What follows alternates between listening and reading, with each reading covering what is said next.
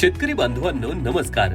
आज आपण भात पिकासाठी पोशिंदाचे स्वराज मल्टी न्यूट्रिएंट ऑर्गॅनिक खत आणि जीवामृत प्रोम 100% ऑर्गॅनिक खत बेसल डोस म्हणून कसे वापरायचे याबद्दल माहिती घेणार आहोत। रासायनिक खतांचा वापर कमी करून जमिनीची सुपीकता आणि भाताचे उत्पादन वाढवण्यासाठी हे दोन्ही जैविक खते खूप महत्त्वाची आहेत। स्वराज मल्टी न्यूट्रिएंट ऑर्गॅनिक खत हे खत जमिनीतील सूक्ष्म जीवाणूंची संख्या वाढवते, जमिनीची भौतिक आणि रासायनिक रचना सुधारते, तसेच पिकांना आवश्यक अशा प्राथमिक, दुय्यम आणि सूक्ष्म पोषक घटकांचा मुबलक प्रमाणात पुरवठा करते।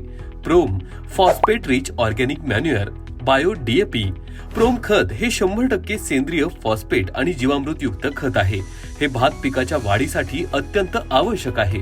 हे खत जमिनीतील फॉस्फरस उपलब्ध करून देते, ज्यामुळे पिकांची वाढ चांगली होते आणि भरघोस उत्पन्न मिळते। वापरण्याची पद्धत: भात पिकासाठी एकरी 3 बॅग स्वराज मल्टी न्यूट्रिएंट खतासोबतच 3 बॅग जीवामृत प्रोम खत बेसल डोस सोबत वापरा।